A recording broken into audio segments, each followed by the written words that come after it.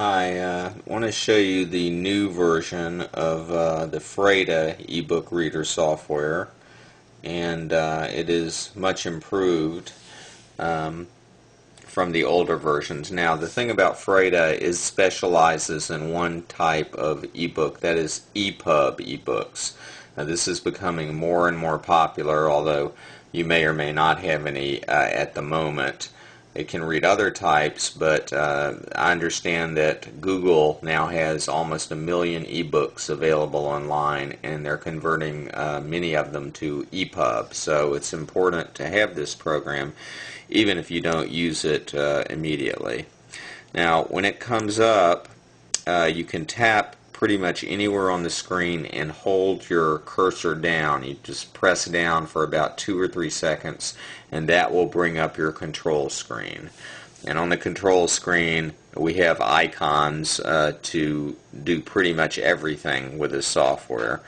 You can see here we have what they call the bookshelf. This is the library. Bookshelf is the last 20 books that you have loaded. So that's what you would tap on if you want to access books you've been reading in the recent past. The library is where you import your books from your memory card or from the internal memory. So let's tap on library, and I've already got books here imported into this library, but just to show you how we would do it, you can see here that here's a list of books, and I can scroll up and down. And down here in the corner we have what he calls actions. So if we clicked on actions and then we clicked on add books, there are a number of ways that you can add books. Probably the best of which is this first one where it says add folder. What you would do is click on add folder, and in most cases you're going to be bringing in books from your memory card. So I could click on built-in storage, CF card, my documents, or in this case SD card, because that's where I have my ebook set. So I would click on that, and then I would come down here and click OK. I'm not going to do it because I've already imported these books into the library, but once I click OK, it will bring the books into the library, and they will then be there for you to read.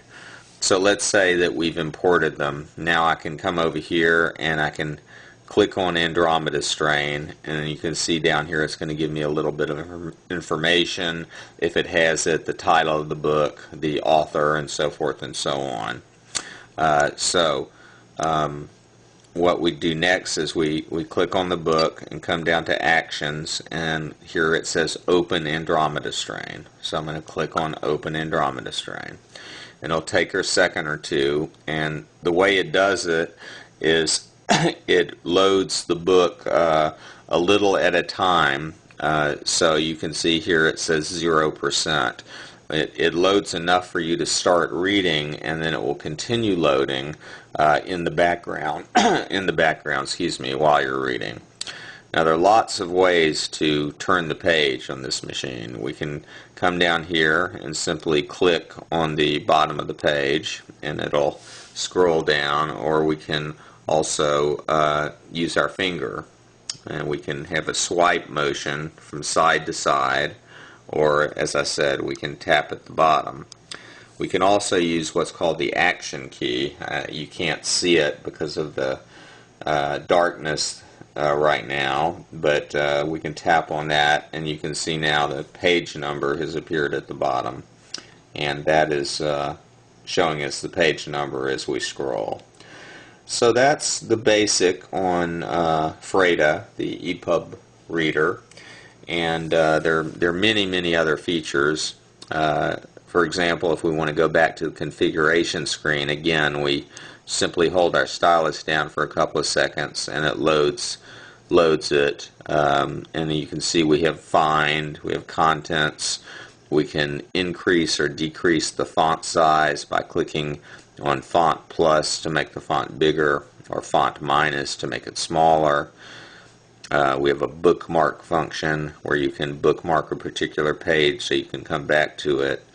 You can rotate the screen, You can lock the backlight so the backlight stays on at all times. We can close or exit. There's also an auto scroll, like the other software we have. There's an auto scroll feature here that'll turn the pages for you. So that's a brief introduction, and hope that makes it easier for you to use the new version of Freda. And as always, if you have any questions, feel free to email me. Thank you.